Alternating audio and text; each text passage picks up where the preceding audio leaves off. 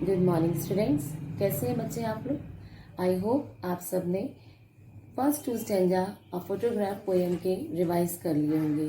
This poem is by Shirley Toulson. Shirley Toulson ने इसमें 3 stages को शो किया है। फर्स्ट स्टेज उसने अपनी मदर की शो की है when she was 12 years old. In the second stage when she was approx 20 years old, and after 20-30 years old, and after that which stage she has shown when her mother is no more. Third stage में उसने बताया है जब उसकी mother नहीं है। इस poem में मैंने आपको ये भी बताया था, this poem deals with the two past यानी कि इसमें दो लोग अपने अपने अतीत को सोच रहे हैं। पहले पास्ट में शर्ले टॉल्सन की जो मदर है, she is thinking about her past कि किस तरह से उन्होंने सी हॉलीडे एंजॉय किया था अपनी 2 कजिन्स के साथ। और सेकंड पास्ट में उस पोएट रिकॉल कर रही है कि किस तरह से उसकी मदर ने अपनी वो फोटोग्राफ, जो फन उन्होंने, जो इंजॉयमेंट उन्होंने किया सी हॉलीडे पे, उसकी फोटोग्राफ्स वो अपनी डॉटर को दिखाते हुए हंस रही हैं। तो बेटी के लिए कौन सा, शर्ले टॉल्सन के लिए कौन सा पास्ट है, उस फोटोग्राफ को दिखाते समय जो उसके मदर के चेहरे पे खुशी आई थी, जो स्माइल आई थी। Okay, so now let's have the explanation of third stanza. Some 20-30 years later, she would laugh at the snapshot. What she is saying that even after 20-30 years later, the mother would look at the photograph and laugh nostalgically. Nostalgic किसे कहते हैं बेटा?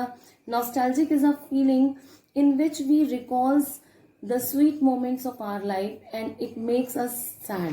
मतलब एक बहुत emotional feeling होती है। कौन सी? नॉस्टैल्जिक, बहुत डीप फीलिंग, जिसमें हम बहुत सैड हो जाते हैं। किस लिए? क्योंकि वो चीज़ हमसे स्लिप हो चुकी है, हमसे खो चुकी है। तो नॉस्टैल्जिक फीलिंग यानी कि यहाँ पर थोड़ा नॉस्टैल्जिकली लाफ, यानी कि हंस तो रही है लेकिन कहीं ना कहीं अपने बचपन के खोने का दुख तो हर किसी को होता है। जब हम बड़े हो जाते हैं हम सोचते हैं कितना मज़ा आता था, हम भी स्कूल जाते थे, अपने फ्रेंड्स के साथ फन करते थे। तो आज इन्हीं मोमेंट्स को उसकी मदर भी याद कर रही हैं। So she is feeling very happy, okay, just recalling her memories of past. Mother is just looking at the photograph and commenting on the dresses. Now what is in the next line? That what she is saying, see Betty and Dolly, she would say, and look how they dressed us for the beach. यानी कि मैंने आपको last class में भी बताया था बेटा कि 2 कजन्स हैं, उनके नेम आपको नीचे थर्ड स्टैंजा में मिलेंगे। उनका नाम क्या था? दोज 2 कजन्स जिनके साथ मदर सी हॉलीडे पे गई थी, बेटी एंड डॉली। तो उसकी मदर किस चीज को देख के हंस रही हैं कि how they had been dressed up, यानी उन्हें किस तरह से तैयार किया गया था। उनकी ड्रेस बहुत फनी सी लग रही है। जब हम पुरानी फोटोग्राफ देखते हैं, अपने आप को छोटी छोटी फ्रॉक में देखते हैं या मल्टी कलर्स में देखते हैं, तो हमें हंसी आती है कि मतलब हम कैसे लगते थे पहले, है ना। तो the same way her mother is also smiling and just laughing the way they were dressed up for the sea holiday. Is this clear? The sea holiday was her past, mine is her laughter. देखो अभी मैंने बताया कि इस poem में हम 2 past की बात कर रहे हैं। The sea holiday was her past. sea holiday किसका पास्ट है? हर यहाँ पे किसके लिए आया है? मदर के लिए। And mine, for mine is her laughter. और मेरे लिए कौन है? पोएट। कि पोएट के लिए उसकी मदर की स्माइल है, उसका पास्ट, और मदर के लिए वो सी हॉलीडे है। समझ में आया? यानी कि sea holiday was her mother's past and her mother's laughter was become a thing of the past for the poet as her mother was now dead. She is no more. Now the poet still remembers how her mother would laugh at the photograph, remembering the sea holiday with a fondness as well as a sense of loss because that time would never come back.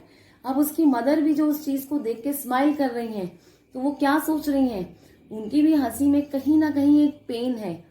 क्यों pen है? क्योंकि एक sense of loss है। उन्होंने कुछ खोया है। क्या खोया है? अपना बचपन खोया है। और उस सेंस ऑफ लॉस को वो कहीं ना कहीं उनके लाफ्टर में हम फील कर सकते हैं, महसूस कर सकते हैं, जैसा कि पोएट बता रही हैं। समझ में आया? Both wry with the laboured ease of loss. देखो यहाँ पे दोनों की सिचुएशन क्या है, दोनों ही बोथ राय, राय कहते हैं मरोड़ना, किसी चीज को ऐंठना। एक दिल में बेचैनी सी है, एक दिल में अनइजीनेस सी है। किस लिए अनइजीनेस सी है? आपने देखो किसी चीज को आप मोड़ते हो तो दो डायरेक्शन में जाती है, ट्विस्ट करती है ना। ये एक आपका किधर जाएगी, नॉर्थ, तो एक साउथ, दो अपोजिट डायरेक्शन में जाएंगी क्योंकि आप ट्विस्ट कर रहे हो। समझ में आया बेटा? तो इसी तरह से दो अपोजिट चीजें, दो अपोजिट इमोशंस को यहाँ पे शो किया गया है। कैसे? एक इमोशंस तो खुशी का है। खुशी किस चीज की? अपने उस पास्ट को, उस मेमोरीज को याद करते हुए। सेकेंड मेमोरीज किस चीज की है? बहुत पेनफुल, दुख। क्यों? क्योंकि वो उस चीज को शो कर रही है, लॉस। यस, कहीं ना कहीं उसकी मदर भी बहुत दुखी है। क्यों दुखी है? क्योंकि जब उन्होंने अपनी पुरानी फोटोग्राफ देखी, उसको देखकर उनको अपना बचपन याद आ रहा है। How she has spend that holiday, okay, at the sea beach.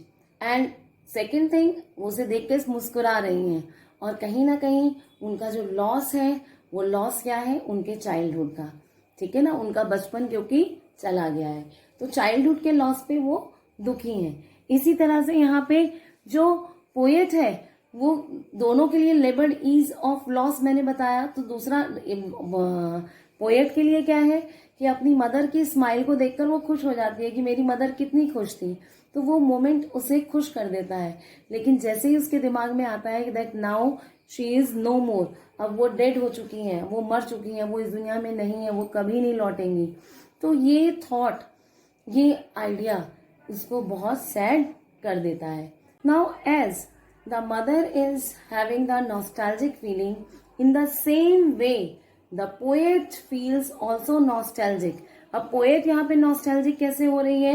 Thinking about her mother and her laughter, which had become a thing of the past, which is never going to be now returned now, as her mother is no more.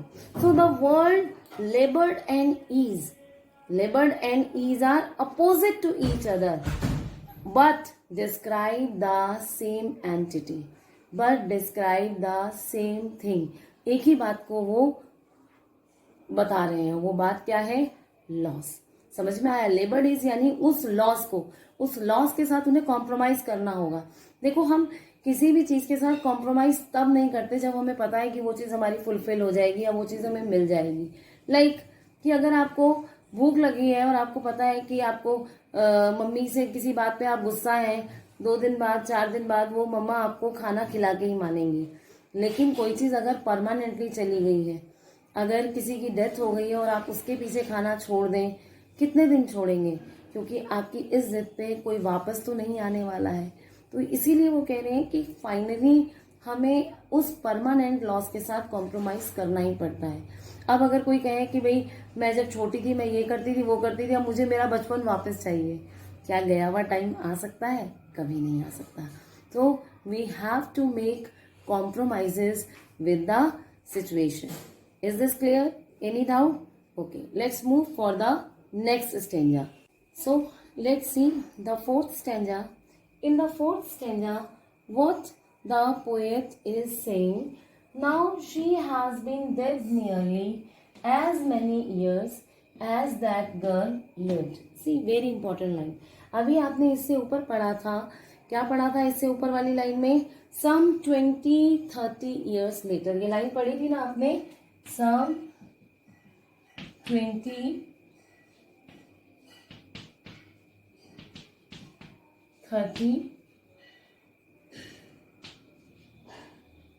years later.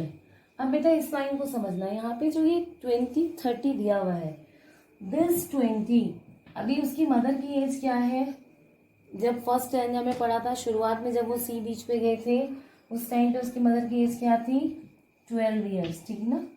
12 years first stage में कह सकते हो, और या फिर जिस समय वो सी हॉलीडे के लिए गए थे, हम यहाँ पे फर्स्ट स्टेज लिख देते हैं। सेकेंड स्टेज में उनकी एज क्या रही होगी वो, क्योंकि लगभग उन्होंने कितने साल बाद वो फोटो देखी, 20 साल बाद। तो यहाँ से इस 30 को भी रोक लेंगे, कितने हो गए 32 ईयर्स। ठीक है, यहाँ मैंने शॉर्ट में लिख दिया है 32 ईयर्स। अब यहाँ पे ये लाइन क्या कह रही है, now she has been dead nearly as many years as that girl lived, यानी आज उनकी डेथ को लगभग उतने ही साल हो गए हैं जितने साल वो जिंदा रही। यानी कि फर्स्ट पास्ट कब का है, जब उसकी मदर 12 साल की थी, 20 साल बाद उन्होंने वो फोटो देखी।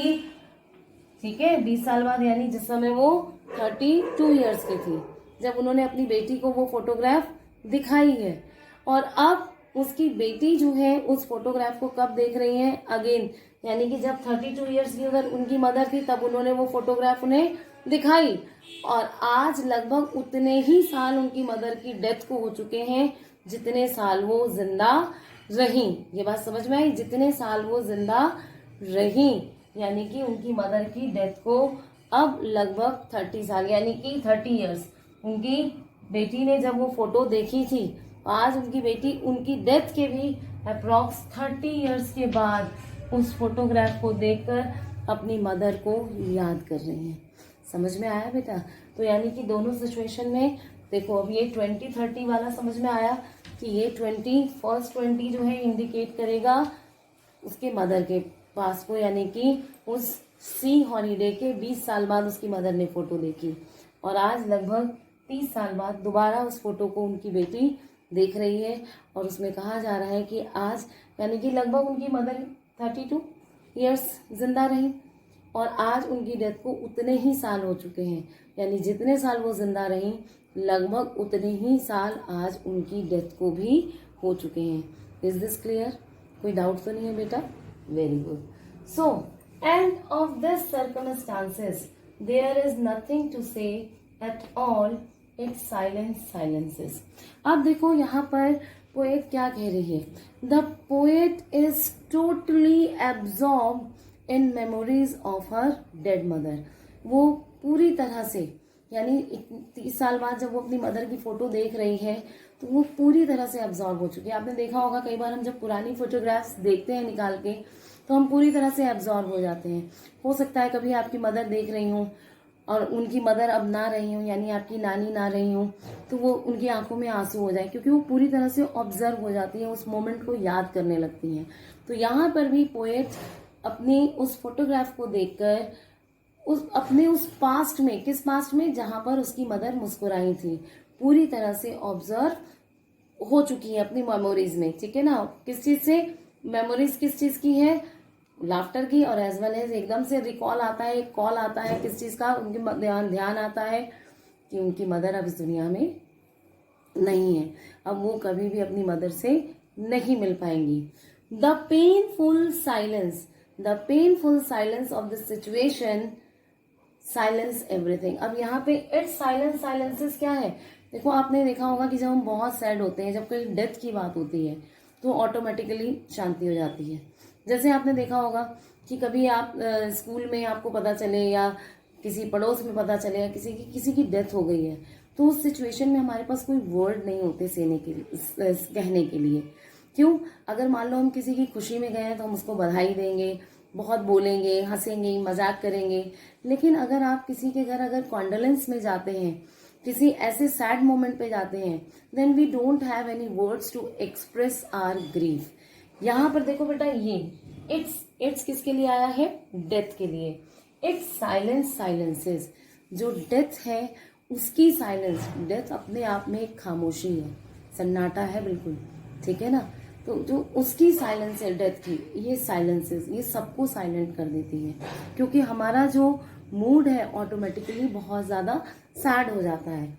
ये ऑटोमेटिकली, ये एक डेथ का नाम ही ऐसा है कि हम अगर कभी अपने किसी नियर डियर के, चाहे उसको उसकी डेथ को 10 साल 20 साल भी हो गए हैं, लेकिन उसको देखते ही फॉर अ मोमेंट हम सैड हो जाते हैं। क्यों? क्योंकि अभी मैंने बताया इट्स साइलेंसेस, क्योंकि जो डेथ की खामोशी है वो हम सबको खामोश कर देती है, बिल्कुल साइलेंट। और डेथ को हमने साइलेंट से क्यों जोड़ा है? क्योंकि लाइफ होता है activeness, life is the name of agility, फुर्तीलापन, चुस्ती, लाइवलीनेस। और डेथ किस चीज का? No moment. क्योंकि आपने देखा होगा डेड बॉडी भी क्या होती है? निर्जीव, उसमें कोई मोशन नहीं, कोई मूवमेंट नहीं, कोई जान नहीं। तो इसीलिए why the poet has use this word, it's silences. इसकी जो खामोशी है वो सबको साइलेंट कर देती है। समझ में आया? तो the poet is creating that scene, arousing that you can say emotions which is making us really very much emotional. हमें बहुत इमोशनल कर देती है ये चीज। और यहाँ पर एक तरफ पोएट के मन में वो फील कर रही है nostalgic feeling, and on the another hand we have seen that mother was also having that nostalgic feeling at the loss of her childhood when she was watching and seeing that photograph of her childhood in which she is enjoying the sea holiday. This clear? और आपको एक चीज बेटा और बताना पाऊंगी कि जो डेथ की साइलेंस है वो हमेशा एटमॉस्फेयर को कैसा कर देती है? ग्लूमी कर देती है। अभी जब उसने फोटोग्राफ देखा तो वो खुद भी बहुत ग्लूमी हो गई, सैड हो गई, क्योंकि we are not having any word to utter in that situation. ठीक है ना? समझ में आया यहाँ तक? Is this clear? So let's have the revision of this poem through the extract based question first, then we will move ahead. So let's go for the revision. So let's do some extract based question. So this is the third stanza. Some 20 dash ease of loss. It means some 22 ease of loss. The first question from this stanza is, why did she laugh? Why did she laugh? So what will be the answer? Who will tell me? Okay, I know you know the answer. What is the answer? The poet's mother probably laughed. The poet's mother probably laughed because of the funny dresses. क्योंकि उन लोगों ने सी holiday के लिए बड़ी funny dresses पहनी हुई हैं that they were wearing for the sea holiday. तो समझ में आ गया सबको? The poet's mother probably laughed because they were wearing the funny dresses, okay, that they were wearing for the what?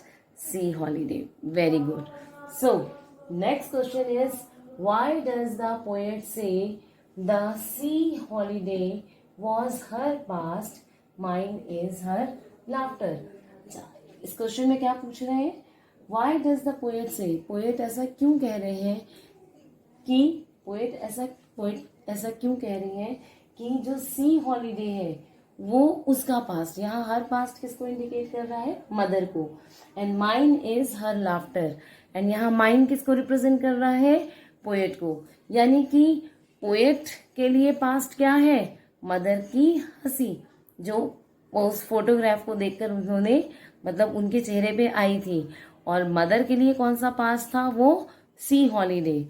ठीक है? So the mother's, what is the answer? What will be the answer? The poet's mother is long dead now. Okay, ये poet ये बात क्यों कह रही है कि ये पास्ट उनका था? क्योंकि अब उनकी मदर की डेथ को काफी टाइम हो चुका है।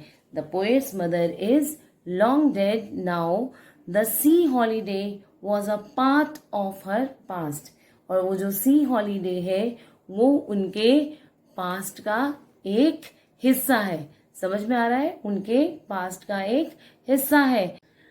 The C holiday was a part of her past.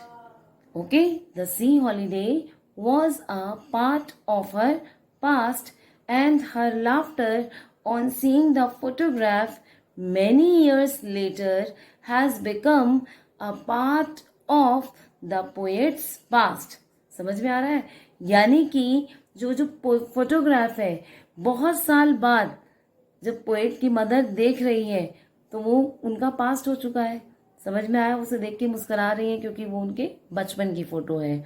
And the poet is grieving at the absence of her mother. और पोएट किस चीज से दुखी है?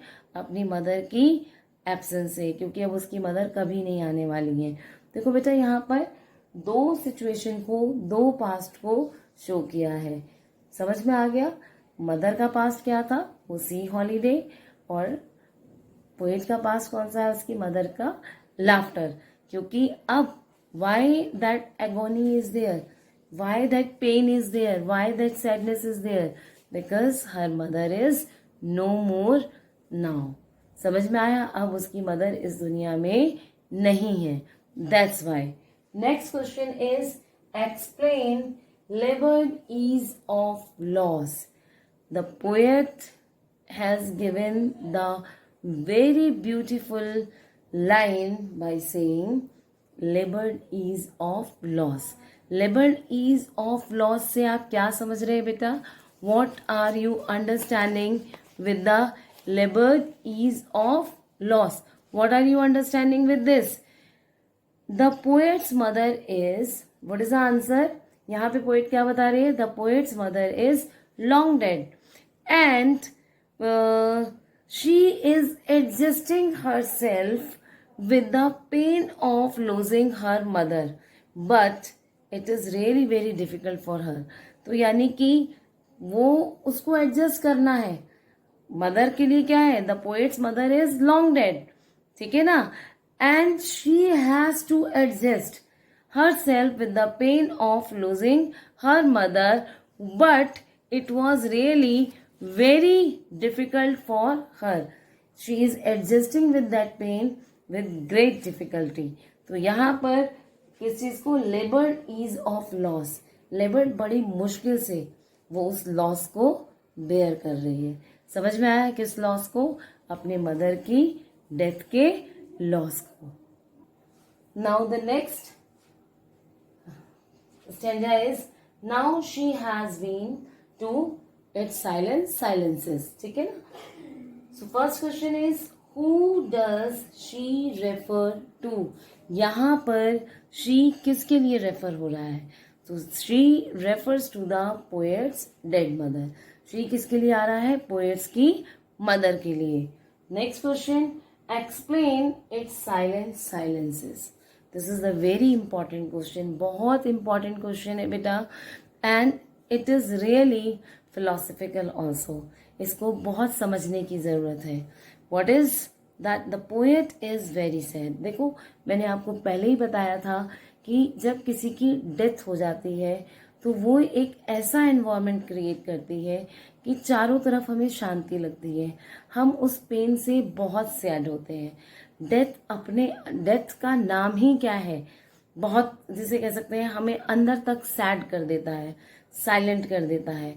और कभी भी हम किसी की डेथ के बारे में अगर हम रिकॉल भी करते हैं, हम उसकी डेथ के बारे में सोचते भी हैं, तो अंदर एकदम शांति हो जाती है। हमारा दिमाग एकदम से शांत हो जाता है क्योंकि हम बहुत ज्यादा पेन में चले जाते हैं। ठीक है ना? तो यहाँ पे क्या बता रहे हैं? The poet is very sad at the death of her mother. She feels lonely in her absence. वो बहुत अकेलापन महसूस कर रही है अपनी मदर के बिना। समझ में आ रहा है? And the pain has, that pain, which pain? The loss of her mother, the death of her mother. So this pain has silenced her. इस दुख ने उसको बिल्कुल शांत कर दिया है। And the pangs of separation and pangs of separation, यानी कि वो जो दर्द है, जो तकलीफ है, जिसने उसको जुदा कर रखा है, it has created a silence surround, और you can say silence around her. चारों तरफ उसके एकदम से शांति कर दी है। किस चीज ने? उसकी डेथ की सोच ने। Is this clear? समझ में आ रहा है बेटा? Very good. Next question is why is there nothing to say about the death of the poet's mother? I am repeating the question. Why is there nothing to say about the death of the poet's mother? यानी कि यहाँ पर poet क्या कह रही है कि उसकी मदर की डेथ के बारे में कुछ भी कहने को कुछ क्यों नहीं है? समझ में आया? Why? Because the poet is finding it. The poet really finds it difficult to say anything about her mother's death, as her going away forever has left a deep void in the poet's heart. यानी कि उसकी mother जो हमेशा हमेशा के लिए इस दुनिया से चली गई हैं, इस चीज ने उनके दिल में एक अलग सा खालीपन कर दिया है। क्योंकि माँ तो सबको बहुत प्यारी होती है, माँ से सभी लोग बहुत अटैच होते हैं, और माँ का जाना और उसकी जगह किसी का ले पाना असंभव है। तो यहाँ पर जो उनके जाने से जो उनके दिल में खाली जगह है, इस बात ने उनको बहुत ज्यादा सैड किया हुआ है। And she finds no words to talk about her irreparable loss, यानी कि अपने इस इररिपेयरेबल लॉस के बारे में बात करना उसके लिए बहुत डिफिकल्ट है। क्योंकि कई बार आपने देखा होगा कि जब किसी की डेथ हो जाती है तो वहां जाकर उसको सांत्वना देने के लिए, कंसोल करने के लिए हमारे पास कोई वर्ड नहीं होते हैं। क्यों नहीं होते? क्योंकि वो जो लॉस है उसको कोई भी कॉम्पनसेट नहीं कर सकता, उसको कोई भी रिपेयर नहीं कर सकता, उसको किसी भी तरह से हील अप करना बहुत मुश्किल होता है।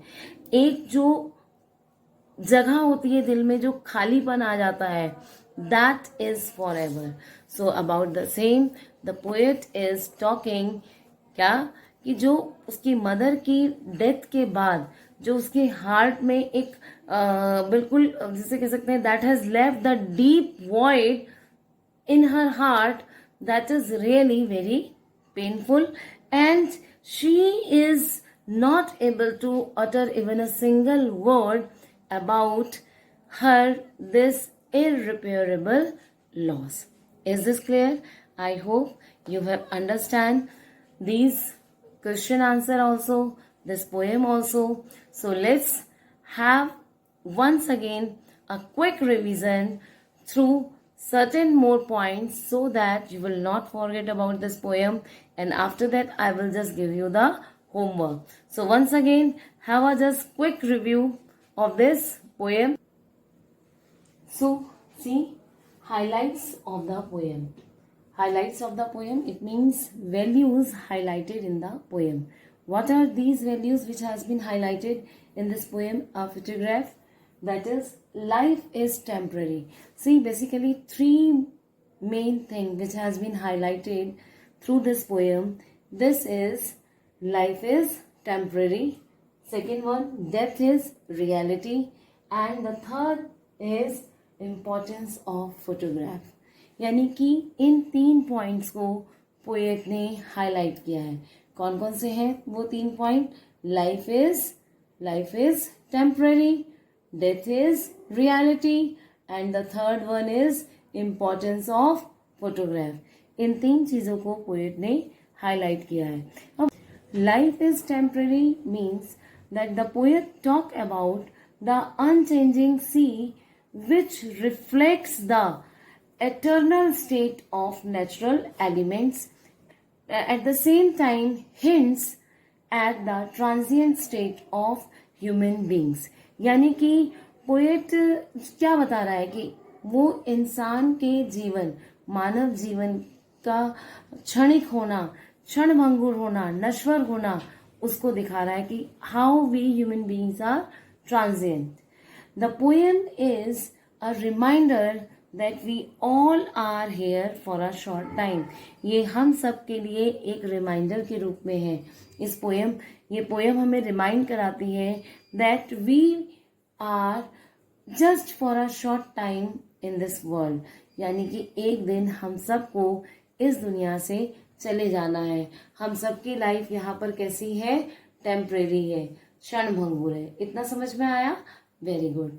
Now the second point is death is reality. What is this? Death is reality. It means the another value which is highlighted here, but always what is that? Death is reality. And by saying this, she wants to say that it really you can say this is the ultimate reality of our life.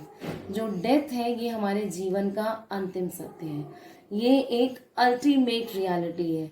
हम सबको इस बात को मानना ही पड़ेगा कि अगर हम इस दुनिया में आए हैं तो एक दिन हमें इस दुनिया से जाना ही पड़ेगा. और ये जो डेथ है ये हम सबको क्या है, इट मेक्स अस स्पीचलेस.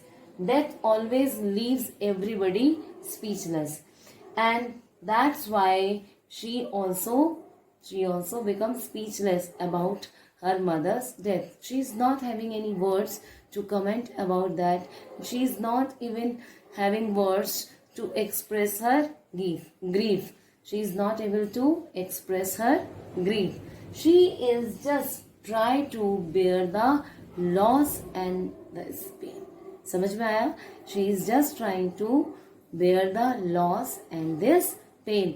कौन सा पेन? अपनी मदर को खोने का. समझ में आया? Now the third is importance of photograph. हमारे जीवन में किसी भी फोटोग्राफ का क्या महत्व होता है? देखो, आप कहीं भी जाते हो, कहीं घूमने जाते हो तो आपको क्या लगता है, हम एक सेल्फी ले लें, कुछ फोटोग्राफ्स ले लें अपने फ्रेंड्स के साथ, अपने रिलेटिव्स के साथ. उसका मोटिव क्या होता है? आप क्यों चाहते हैं कि आप एक फोटोग्राफ खींच लें? कई बार आपने देखा होगा हम किसी सेलिब्रिटी से मिलते हैं तो भी हम चाहते हैं हमारी उसके साथ एक फोटोग्राफ हो जाए. हम किसी नेचुरल प्लेस पे जाते हैं, जब नेचर में जाते हैं तब चाहते हैं. क्यों? क्योंकि हम अपनी उस अच्छी यादों को संजो के रख लेना चाहते हैं. हम चाहते हैं कि वो यादें हमारे साथ हमेशा बने रहें. और उन यादों को संजोने का मीडियम है फोटोग्राफ, क्योंकि हम उस मोमेंट को कैप्चर कर लेते हैं. उस मोमेंट को हम कैप्चर कर लेते हैं और जब हम उसे देखते हैं तो ये हमें बिल्कुल क्या है, बहुत फ्रेश फील कराती है. हमारी यादें ताज़ा हो जाती हैं. हमें एक अलग सा आनंद महसूस होता है. We really feel very happy to see the old photograph which revive the good memories of our life. तो समझ में आया? The importance of taking and preserving photograph is also highlighted here as it takes us back to sweet memories. ये हमें वापस किधर? Sweet memories की तरफ ले जाती है. A picture can delight us as well as bring gloom or sadness. एक पिक्चर अगर हमें खुशी दे सकती है तो वो कई बार हमें दुख भी दे देती है. अब आप सोचेंगे ये दुख कैसे दे देगी भाई कोई फोटोग्राफ? सपोज आप कोई फोटोग्राफ देख रहे हैं जिस फोटोग्राफ में आप अपने किसी नियर और डियर के साथ हैं और भगवान ना करे जब 5 साल बाद 2 साल बाद आप दोबारा उस फोटोग्राफ को देख रहे हैं और अगर वो नियर एंड डियर वन आपके बीच में नहीं है तो आप उसे देख के क्या दुखी हो जाएंगे ना, क्योंकि उसकी जो यादें हैं, अच्छी यादें भी आपको दुखी क्या कर देंगी? उसके लॉस की वजह से, क्योंकि अब वो व्यक्ति आपके बीच में नहीं रहा. तो ये जो दुख है, इस दुख से आप क्या हो जाएंगे? दुखी हो जाएंगे. समझ में आया? लोग आते हैं जाते हैं, समझ में आया? People might come and go from this world, but their sweet memories always going to be preserved in the heart of their near and dear ones. समझ में आ रहा है? क्योंकि जो फोटोग्राफ से हमारी मेमोरीज अटैच होती हैं that are eternal. ठीक है? समझ में आया बच्चों? So you will revise this poem. If there will be any doubt, you will ask to me personally or you can drop your questions in the WhatsApp group. I hope आपको कोई problem नहीं होगी. आप अच्छे से पढ़ेंगे, मन लगा के पढ़ेंगे, क्योंकि बहुत अच्छे अच्छे नंबर लाने हैं. आपके ऊपर बहुत सारी रिस्पॉन्सिबिलिटीज हैं, हमारी बहुत सारी उम्मीदें आपसे जुड़ी हैं. तो मन लगा के पढ़ें, अच्छे से पढ़ें. और अभी मैं आपको होमवर्क भी देने वाली हूँ, आपको वो होमवर्क भी कंप्लीट करना है. Because a student must do the given work. This is your first duty and I am expecting the same from you that you will complete your work on time, and whatever work is going to be given, you will do that work in your notebook, in your fair notebook, so that whenever school will open, I'll check your notebook. So be punctual regarding your work. Now see, this is your homework. In homework, I have given you 4 questions. The first question is, why does the poet feel nostalgic? Second question is, what does this circumstances refer to? The third question is, the 3 stanzas depict 3 different phases. What are they? Very important. Okay, and you are supposed to write the answer. How does the poet, next question is, how does the poet react to her past? Okay, beta, just take a screenshot. So, I hope you will do the homework and confirm me through WhatsApp and send me the images of this work. Okay, thank you. Have a nice day. Good day. Enjoy your learning and keep smiling.